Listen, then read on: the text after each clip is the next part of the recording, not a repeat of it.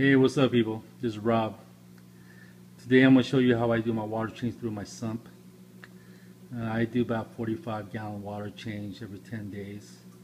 At the same time I clean out my skimmer and I change out my socks. So let's take a look at my sump. I have a 100-gallon acrylic sump made by Advanced Acrylic. It has about 3 chambers. Well, not has, but it has 3 chambers. The first chamber holds my socks, my ATB 1050 skimmer, my 2 Little Fishies 550 which holds GFO and carbon, and I have a Reef Octopus bipellet reactor. The outlet tubes, it goes straight to my skimmer pump, which is supposed to. It works best that way. My second chamber is my refugium, which has about 40 pounds of Fiji live mud.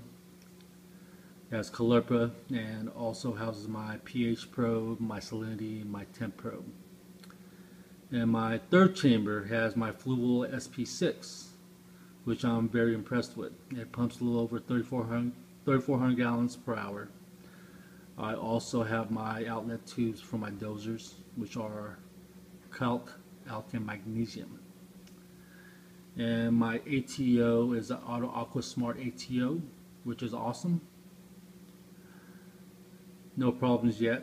And I use a 25-gallon brute can that holds my reservoir water for my ATO. So the first thing I do to start my water change is I turn off my skimmer. As you can see, it's already turned off, and turns off my I turn off my reactors, and I turn off my main pump.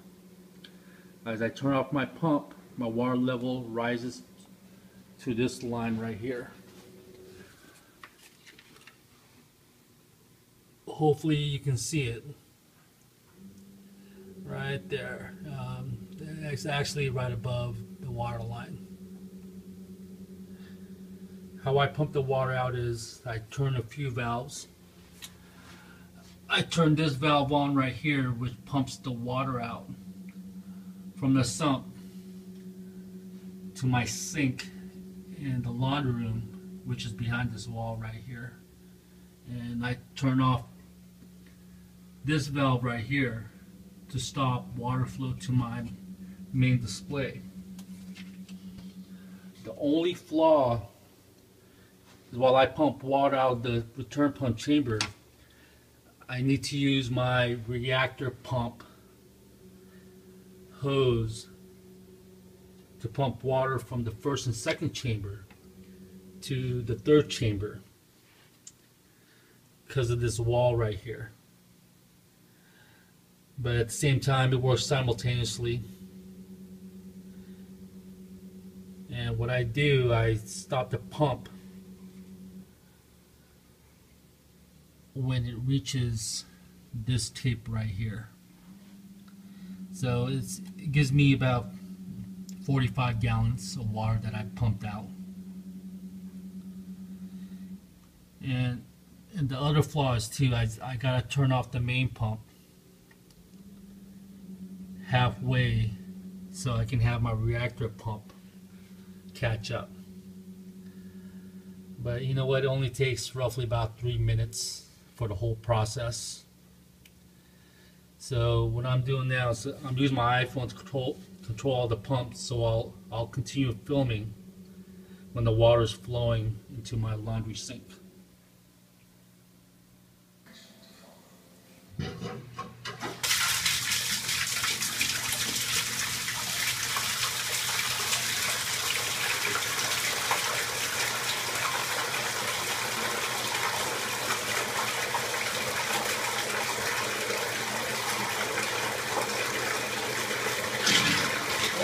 Well, here I'm just showing you how low my water level is up to the blue tape.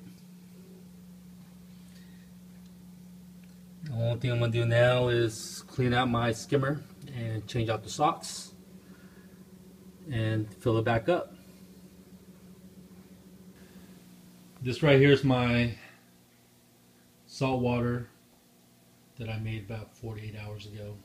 It has my Catalina 1800 pump and houses a heater as well. What I do, I attach this hose right here to my pump. It has a threaded end which I attach to this pipe right here. All I do is I turn these valves, that one to on, and I turn this one off. And it pretty much pumps water from my brute can to my sump. And that is all there is to it. Hope I answered a few questions and hope you enjoyed the video.